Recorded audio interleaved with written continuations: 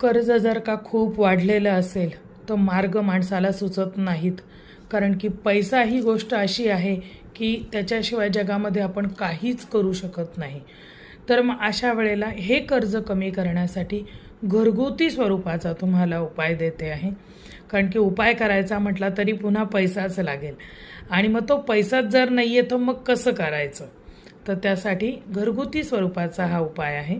त्याच्यासाठी हा उपाय तुम्हाला बुधवारी करायचा आहे. तर त्याच्यासाठी पिंपळाची पानं लागतील.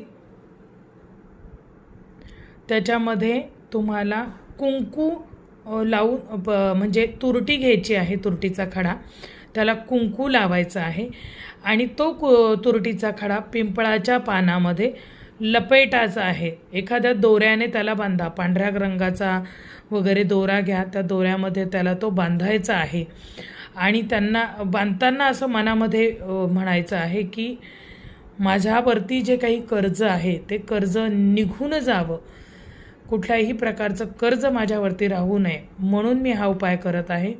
कृपया भगवंता मला आशीर्वाद दे, अशा पद्धतीने प्रार्थना करायची आहे. ते बांधलेलं जे काही ते पान आहे ते एखाद्या पिंपळाच्या झाडाखाली जाऊन पुरून टाकायचं आहे. हा उपाय फक्त बुधवारी करा. 11 बुधवार करू शकता, 21 बुधवार करू शकता. जोपर्यंत तुम्हाला मार्ग सापडत नाही तोपर्यंत हा उपाय तुम्ही करावा. तुरटीचा एक छोटासा खडा घ्यायचा आहे. खर्च काही नाही आहे त्याच्यासाठी, पण उपाय मात्र फार जबरदस्त आहे. तर जरूर करा आणि तुमचे अनुभव जरूर शेअर करा. जय जगदंब, जय भवानी.